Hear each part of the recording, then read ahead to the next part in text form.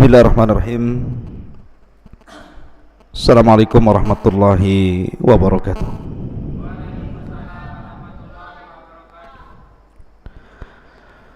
Bihamdillahi wassalatu wassalamu ala rasulillah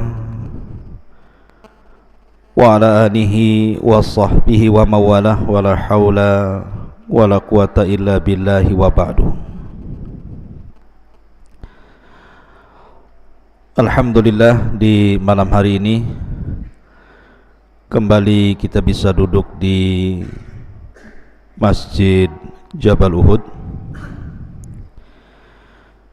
Salawat dan salam tak lupa kita haturkan kepada Rasul kita yang mulia alaihi salatu wassalam. Allahumma salli ala Muhammad. Dan pembahasan di malam hari ini kita akan membahas satu tokoh yang sangat fenomenal,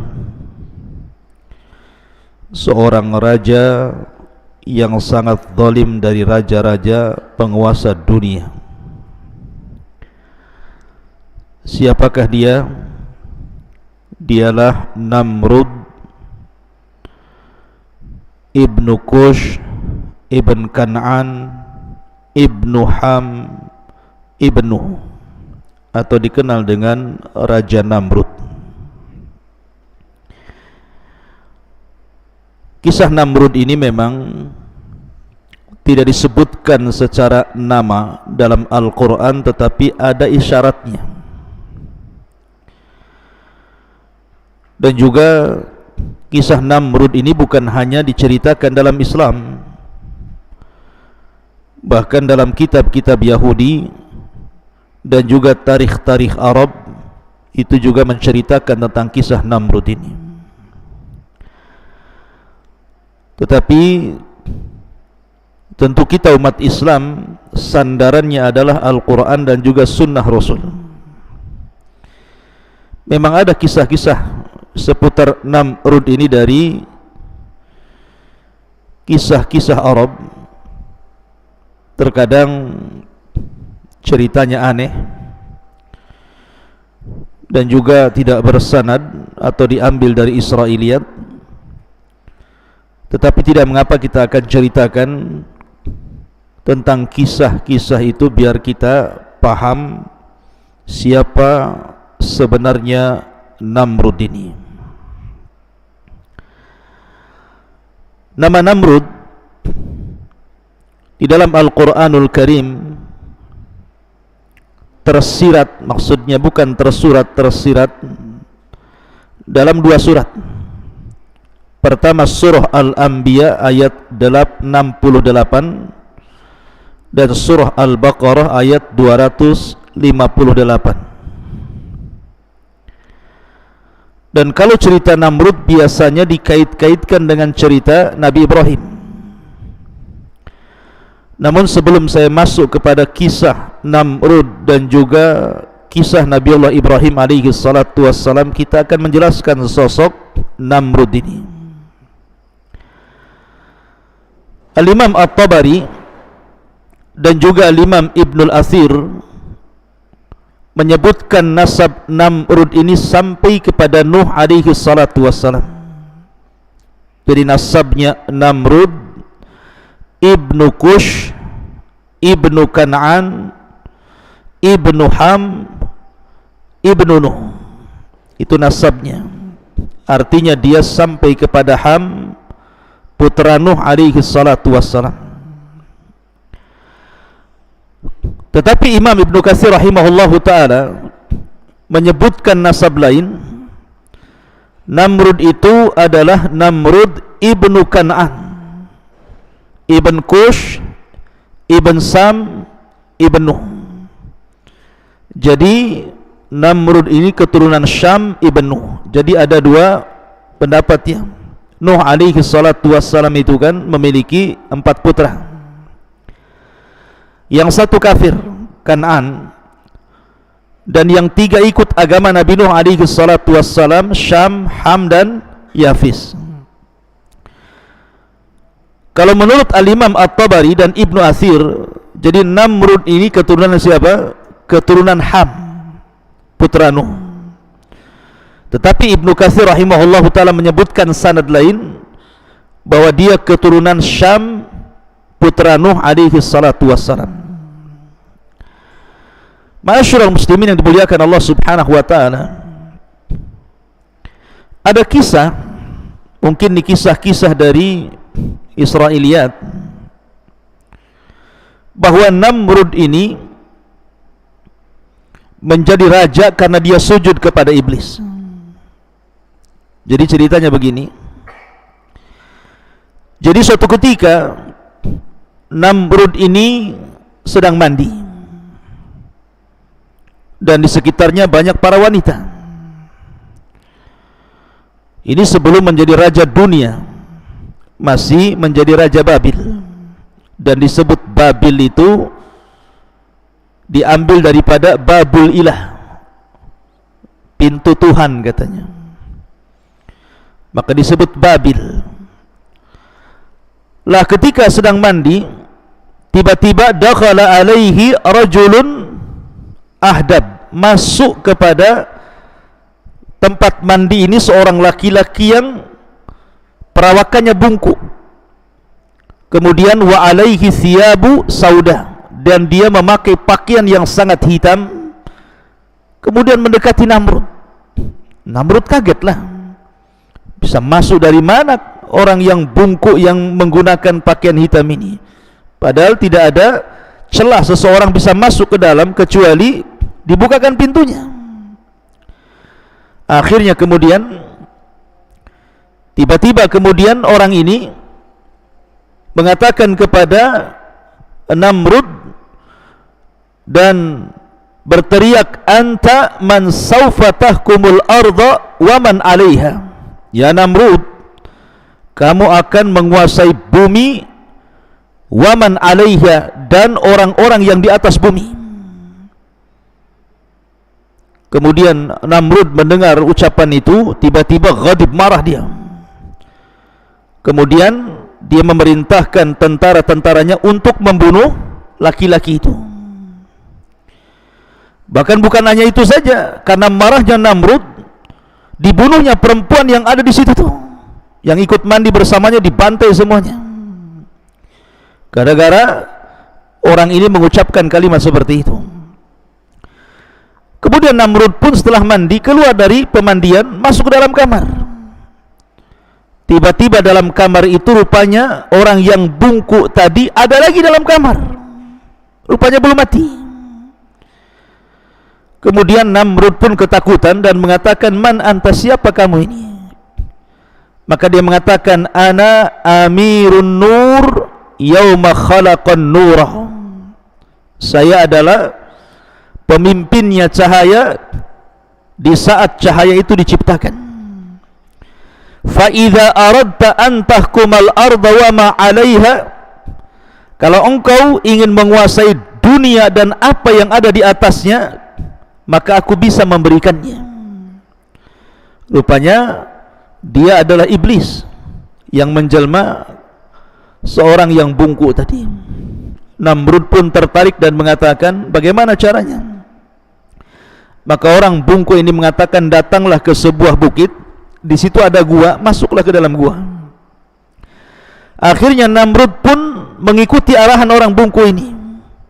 Dicarinya bukit itu, kemudian ada gua di situ. Kemudian setelah sampai di gua, dia mengatakan, bukankah kau sudah menjanjikan akan memberikan kekuasaan dan kekuatan kepadaku?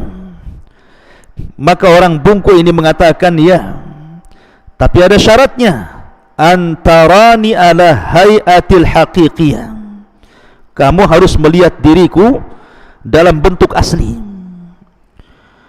Akhirnya sepakat. Maka tiba-tiba orang bungkuk itu berubah wujud menjadi bentuk iblis, di mana rambutnya menutupi seluruh jasadnya. Kemudian dia mengatakan, kalau engkau ingin kekuatan, kata iblis ini, maka sujudlah kepadaku, imbalannya ku berikan kekuatan kepadamu. Akhirnya Namrud pun tertarik, maka dia pun sujud kepada iblis. Maka dari sini Namrud adalah orang yang pertama kali melakukan perjanjian dengan iblis. barter bahwa dia sujud kepada iblis dan iblis memberikan kekuatan kepada dia. Ma'asyiral muslimin yang dimuliakan Allah Azza wa Jalla, setelah kemudian Namrud ini sujud kepada iblis, maka mulailah iblis ini mengajarkan sihir. Makanya ada yang mengatakan bahwa orang yang pertama kali mempelajari sihir itu Namrud, walaupun ada yang mengatakan kisah tentang Harut dan Marut, tapi sama-sama di Babil. Namrud juga penguasa Babil, cerita kisah Harut dan Marut juga di Babil, ya. Wa ma unzila 'alal malaikaini bi Babila Harut wa Marut. Lah setelah kemudian dia mempelajari sihir, bagaimana cara menyihir manusia, kemudian menguasai bumi gitu ya, maka dia kemudian menjadi sakti bahasa kitanya. Maka dia mengatakan kepada iblis, bagaimana caranya aku menjadi penguasa dunia? Maka iblis mengatakan, kau harus bunuh bapakmu. Siapa? Kush. Bapaknya Namrud, Namrud ibn Kush. Maka disuruh membunuh bapaknya. Setelah kau bunuh bapakmu, maka engkau akan menjadi penguasa, dan kelak akan menjadi penguasa bumi. Makanya diisyaratkan dari perkataan Al-Imam Mujahid bahwa malakul ardi arba'atun, raja yang pernah menguasai bumi itu 4 orang, 2 mukmin dan 2 kafir. Adapun yang mukmin Sulaiman dan Dzulqarnain, adapun yang kafir Namrud dan juga Bukhtun Nasr. Akhirnya betul-betul dibunuhnya bapaknya. Setelah dibunuh bapaknya, maka tahtanya diambil dia. Maka mulailah dia akhirnya menguasai Babil dengan kebengisan, kesombongan, dan dengan sihirnya, sehingga orang-orang takut kepada dia. Kemudian lambat laun dia pun mulai menyerang negara-negara di sekitarnya. Kemudian makin meluas kerajaannya, makin meluas kerajaannya. Setiap disebut Namrud saja, semua orang takut. Tentu bantuan daripada iblis laknatullah alaihi. Ada kisah seperti itu, tetapi ini kisah Israiliyat, ikhwan. Tidak perlu kemudian terlalu dijadikan sebuah rujukan, karena kita punya rujukan yang jelas Al-Quran dan Sunnah Nabi SAW. Saya hanya ingin menjelaskan ceritanya saja.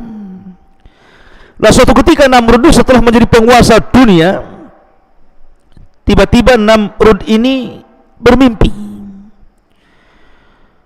dan itu disebutkan di dalam beberapa referensi tentang mimpinya Namrud ini. Salah satunya disebutkan dalam kitab Al-Bidayah. Jadi suatu ketika Namrud ini bermimpi, dia melihat bintang yang bercahaya di langit. Tiba-tiba kemudian cahayanya hilang begitu saja. Ada yang mengatakan bahwa Namrud ini menyembah bulan. Kemudian ketika bermimpi, kemudian dia melihat matahari mengalahkan cahaya bulan. Kemudian di pagi harinya dia pun memanggil dukun-dukun, para peramal, dan minta ditakwilkan mimpinya. Maka para dukun dan para peramal mengatakan bahwa mimpi itu isyarat bahwa akan lahir anak laki-laki di Babil ini yang kelak akan merusak kerajaanmu, yang kelak akan mengambil kekuasaanmu. Maka akhirnya Namrud pun meminta kepada pasukannya dalam 1 tahun itu supaya tidak ada satupun bayi-bayi yang hidup, semua dibantai. Persis seperti kisah siapa? Kisahnya Fir'aun, membantai anak laki-laki dan membiarkan anak perempuan. Lah di hari pembantaian itu, disinilah lahirlah Ibrahim alaihi salatu wassalam. Maka Azar pun menyembunyikan Ibrahim karena takut dibunuh di sebuah gua. Akhirnya Ibrahim pun kemudian menjadi besar, menjadi remaja, menjadi dewasa, dan dia berjalan di atas fitrahnya, tidak sebagaimana kaumnya yang macam-macam mereka sembah. Karena kaum Ibrahim ini kan macam-macam nih, ada yang menyembah bulan, ada yang menyembah matahari, ada yang menyembah bintang, ada yang menyembah berhala, ada yang menyembah Namrud gitu ya. Jadi macam-macam sesembahannya. Lah, ma'asyiral muslimin yang dimuliakan Allah Azza wa Jalla, bagaimanapun Namrud ini adalah raja yang sangat terkenal, raja yang kaya dan suka memberi. Jadi dia terkadang sepekan sekali atau mungkin sebulan sekali itu mengumpulkan makanan dari kerajaan. Kemudian diundanglah orang-orang fuqara wal masakin, orang-orang yang berhajat makan datang ke dia. Tetapi setiap orang ini minta makanan, maka Namrud akan bertanya, man rabbuka, siapa Rabbmu?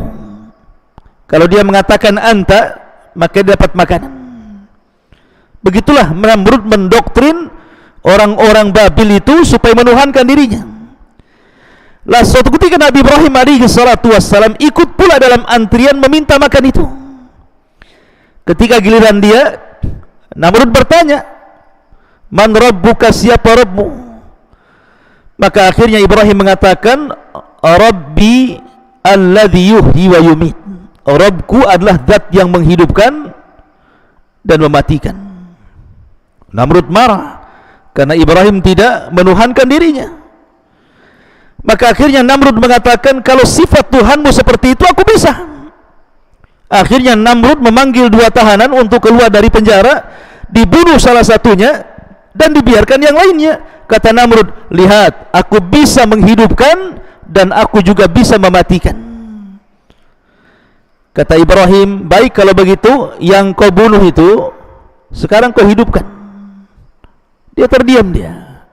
Kalau tadi dia bisa mematikan orang dengan cara membunuh, sekarang dia sudah mati. Kata Ibrahim, yang mati ini kau hidupkan.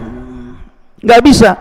Makanya Allah Subhanahu wa taala isyaratkan di dalam surah Al-Baqarah 258, alam tara ilal ladzi haja Ibrahim fi rabbih an atahu Allahul mulka idh qala. Dari sini dimulai, idh qala Ibrahimu rabbiyal ladzi yuhyi wa yumit.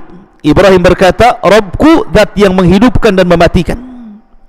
Kata Namrud, qala ana uhyi wa umit, saya juga bisa menghidupkan, saya juga bisa mematikan.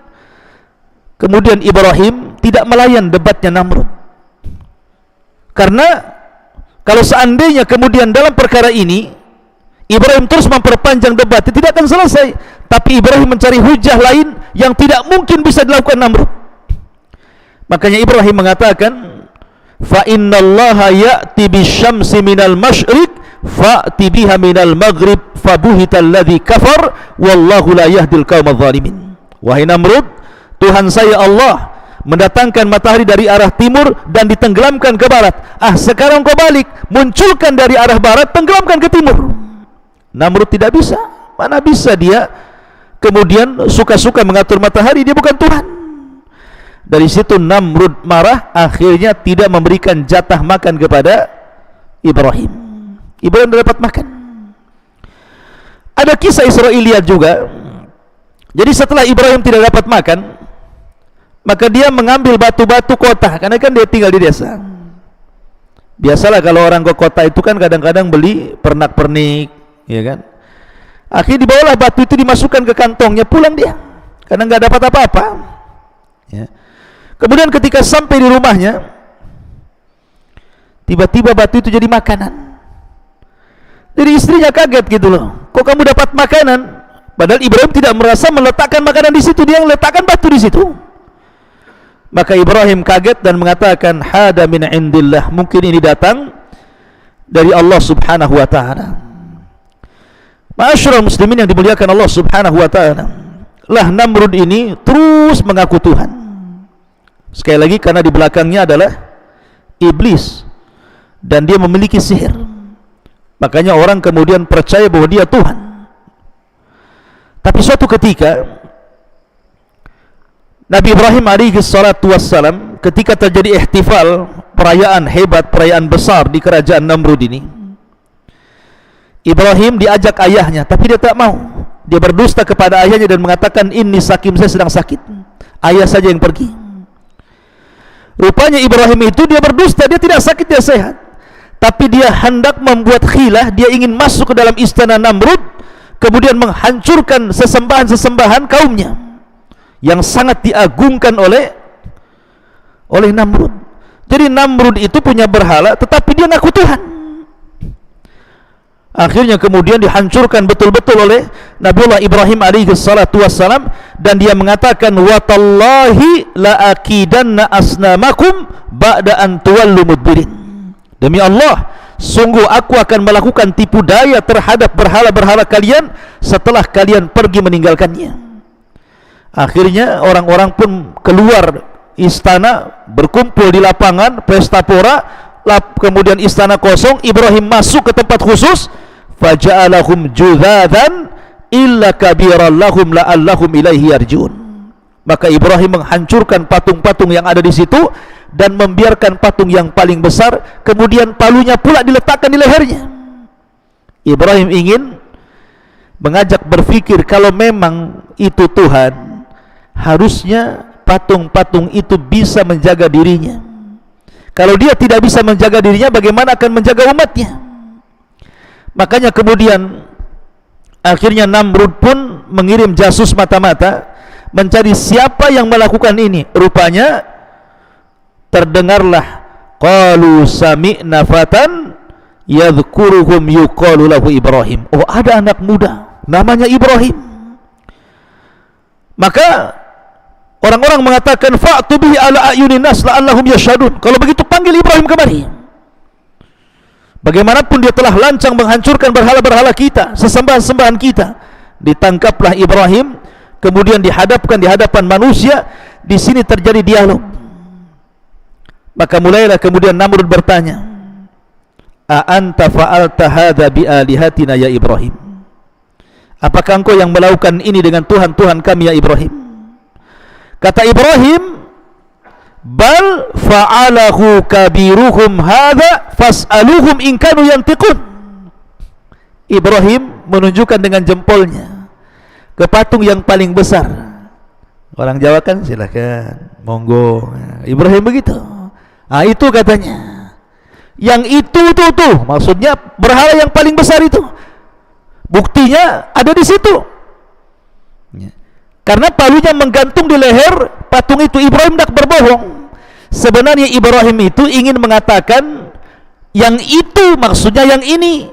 Jempolnya yang melakukan, bukan kepada berhala yang ditunjuknya itu. Karena kenapa Ibrahim menunjukkan dengan jempol? Karena orang kalau megang palu, kalau jempolnya tidak kuat begini, nggak akan kuat. Jadi seolah-olah Ibrahim itu mengisyaratkan ke jempol, tetapi jempolnya diisyaratkan ke patung. Sebenarnya Ibrahim mengatakan, ini jempol saya yang melakukannya, gitu maksudnya. Cuman diisyaratkan ke patung, jadi orang-orang nggak tahu. Ya. Tetapi mereka mengatakan, qala bal fa'alahu kabiruhum hadza fas'aluhum in kanu yantikun. Jika mereka jika kalian bisa membuat mereka bicara, ngomong aja sama mereka, kata Ibrahim. Ya, namanya patung nggak bisa bicara, ikhwan. Maka Allah mengatakan, tsumma nukisu ala ru'usihim laqad alimta ma haula'i yantikun. Kemudian mereka pun menundukkan kepala mereka dan berkata, engkau Ibrahim pasti tahu bahwa berhala itu tidak mungkin bicara. Kalau berhala saja tidak bicara, macam mana akan jadi Tuhan? Gitu maksudnya. Kemudian akhirnya Ibrahim pun banyak sekali berdialog, baik dengan Namrud ataupun kaumnya, sampai pada waktunya Namrud marah, maka terjadilah pembakaran yang disebutkan dalam Al-Quran. Kisahnya bagaimana Ibrahim alaihi salatu wassalam dibakar itu, di mana Allah mengatakan, qul ya naru kuni bardan wa salaman ala Ibrahim. Jadi ketika kemudian setelah dibakar, rupanya Ibrahim ini selamat, sama sekali tidak terbakar. Sehingga Namrud ini marah sama iblis. Seolah-olah apa? Seolah-olah Ibrahim itu lebih kuat dibandingkan dirinya. Maka dia mendatangi iblis dan mengatakan, kenapa Ibrahim itu tidak terbakar? Bukankah engkau sudah memberikan kekuatan kepadaku? Dan sekarang kau permalukan diriku. Rupanya Ibrahim memiliki kekuatan yang jauh lebih hebat dibandingkan diriku, sehingga banyak orang yang beriman kepadanya. Iblis tidak bisa menjawab. Sehingga karena iblis tidak bisa menjawab, dia hanya mengatakan, ya Namrud, sesungguhnya dia adalah syaitan. Dia tidak menghendaki sungguhnya dia nabi atau rasul, tidak. Iblis ingin supaya Namrud ini tidak mengetahui siapa Ibrahim, sehingga iblis mengatakan, ya Namrud, sesungguhnya dia adalah syaitan, wajar saja dia tidak terbakar, katanya. Kata Namrud kan cerdas, dia pandai berdebat. Kalau memang dia syaitan sama seperti kamu, berarti dia memiliki kekuatan yang tidak dimiliki aku dan kamu, katanya. Akhirnya Namrud pun marah, kemudian mengusir iblis itu, tidak mau bekerja sama lagi. Sampai suatu ketika akhirnya iblis datang, kemudian pura-pura i'tidar, meminta uzur kepada Namrud dan meminta izin untuk mencium kedua katifnya, ini katif kedua bahunya, seolah-olah minta uzur. Kemudian akhirnya Namrud tidak tahu maksudnya kenapa iblis itu mencium kedua bahunya ini. Setelah iblis pergi, selang beberapa waktu tiba-tiba badannya gemetar hebat. Setelah gemetar hebat, tiba-tiba muncul ular. Jadi ada ular dari sini keluar dan juga dari sini keluar, kemudian memiliki kepala. Kemudian iblis mengatakan, ya Namrud, sesungguhnya ular itu makanannya cuma satu, kepala manusia. Kalau engkau tidak memberi makan kepala manusia, maka dia akan memakan kepalamu. Karena dia sudah kurang ajar kepada iblis, maka iblis membalasnya seperti itu. Akhirnya kemudian Namrud pun karena dia tidak mau mati, maka dia perintahkan Zabaniyahnya, pembantu-pembantunya, untuk menculik setiap bayi atau anak-anak yang belum balik, kemudian dipenggal kepalanya untuk makanan ularnya itu. Anehnya, setiap Namrud kemudian memotong ular itu, tumbuh lagi seperti itu. Jadi setiap hari orang-orang itu banyak yang hilang anak-anaknya, dan tinggal jasadnya saja, kepalanya sudah nggak ada, karena dibawa oleh tentara Namrud untuk makanan ularnya. Tentu ikhwan, ini cerita-cerita khurafatnya ada dalam kitab-kitab yang ditulis oleh orang-orang Persia sana ya. Hanya sebagai pengetahuan saja, kalau antum membaca di internet ada kisah seperti ini, ya ini lebih dekat ke khurafat sebenarnya.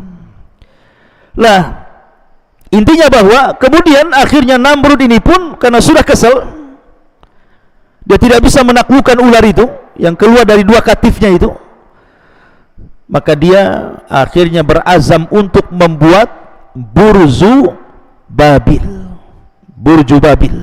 sebuah menara yang menjulang sampai ke langit, di mana orang yang jalan dari menara itu mutar begini pakai tangga, belum ada lift ketika kala itu, dan baru sampai di pucuknya kalau sudah berjalan setahun.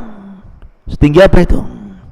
Coba antum jalan setahun menara itu, baru sampai di pucuknya itu kalau sudah berjalan setahun, baru sampai di atas langit itu. Bayangkan ya, menara itu namanya Burju Babil. Ma'ruf kisah Burju Babil itu.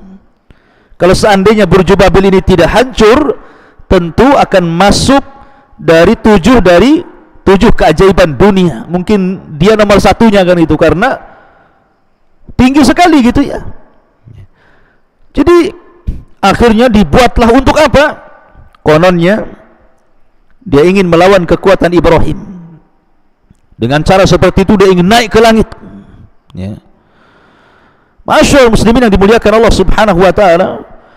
Akhirnya setelah itu, karena Namrud ini kan terkenal Maliku Aqalimus Sab'ah, raja yang menguasai 7 iklim. Jadi dia diundang pasukan dari mana-mana, pekerja dari mana-mana untuk membangun Burju Babil itu. Sampai akhirnya bertahun-tahun jadilah Burju Babil itu, sampai menjulang ke langit. Maka dia semakin sombong dan semakin dia mengaku bahwa dirinya adalah Tuhan ilah. Sampai pada waktunya ikhwan, akhirnya kemudian Allah subhanahu wa ta'ala kemudian turunkan malaikat untuk menghancurkan Burju Babil itu, menunjukkan bahwa lemahnya Namrud dan dia bukan Tuhan. betul-betul dihancurkan rata dengan tanah. Hanya tinggal ceritanya saja. Lah akhirnya kemudian Allah Subhanahu wa taala ingin memberikan ujian kepada Namrud karena sudah terlalu sombong, terlalu bengis, terlalu jahat gitu kan, mengutus malaikat untuk mengajak bertobat. Namrud, bertobatlah kepada Allah, jauh sesembahanmu selain daripada Allah Subhanahu wa taala. Tapi Namrud menolaknya. Kemudian Allah utus kali keduanya malaikat supaya Namrud bertobat, Namrud pun menolaknya. Kemudian Allah utus kali ketiga, Namrud pun menolaknya. Akhirnya malaikat ini mengatakan, ya Namrud, kumpulkan seluruh tentaramu. Kemudian malaikat naik lagi ke langit. Disangkanya Namrud, malaikat yang datang ini ngajak perang dan akan mau pasukan dari langit dan akan berhadapan dengan pasukan dirinya. Maka dia siapkan pasukan yang besar karena akan menghadapi tentara malaikat. Prasangka Namrud. Ketika kemudian tentara sudah dikumpulkan, apa yang terjadi? Allah Subhanahu wa taala kirimkan azab kepada Namrud. Dengan cara apa? Dikirimnya jutaan ba'udah, jutaan nyamuk tah dari mana-mana datangnya. Nyamuk ini tiba-tiba menyerang tentara Namrud. Bukan hanya menyedot darahnya, tapi memakan dagingnya, sehingga akhirnya seluruh tentara Namrud itu semuanya mati. Hanya tinggal tulang belulang saja, diazab oleh Allah Subhanahu wa taala. Dan Namrud tidak terkena apapun, kecuali Allah Subhanahu wa taala hanya kirimkan seekor nyamuk saja. Kemudian nyamuk ini masuk ke lubang hidung Namrud, kemudian menggerogoti darahnya, menghisap darahnya, menggerogoti otaknya. Pokoknya isi kepala itu digerogoti. Ada yang mengatakan Namrud ini diazab oleh Allah seperti itu sebagaimana lamanya kekuasaan dia. Jadi dia berkuasa 400 tahun, maka Allah azab seperti itu juga 400 tahun. Jadi nyamuk itu berserang selama 400 tahun itu. Kan di zaman itu kan belum ada operasi ya. Jadi susah gitu ya. Jadi setiap hari dia meminta kepada pasukannya untuk dipukulkan besi ke kepalanya. Terkadang dipukulkan sendal kepalanya. Tapi nyamuk ini tidak mau pergi. Sampai akhirnya karena banyak sering dipukul-pukul kepalanya, akhirnya Namrud pun jadi gila dan dia mati. Gimana enggak gila? Hari-hari dipukul kepala. Coba aja antum. Hari-hari dipukul sendal kepala antum. Apa enggak gila keluar dari Jabal Uhud nih? Ya. Ma'asyiral muslimin yang dimuliakan Allah Azza wa Jalla. Tapi begitulah Allah Subhanahu wa taala mengazab orang-orang yang jabbar, yang sombong dengan cara terkadang hanya mengirim seekor nyamuk. Ya. Ma'asyiral muslimin yang dimuliakan Allah Azza wa Jalla. Jadi itulah kisah Namrud sedikit. Sekali lagi, sebagian kisah ini juga tidak benar, tidak bersanad karena juga dari kisah Israiliyat.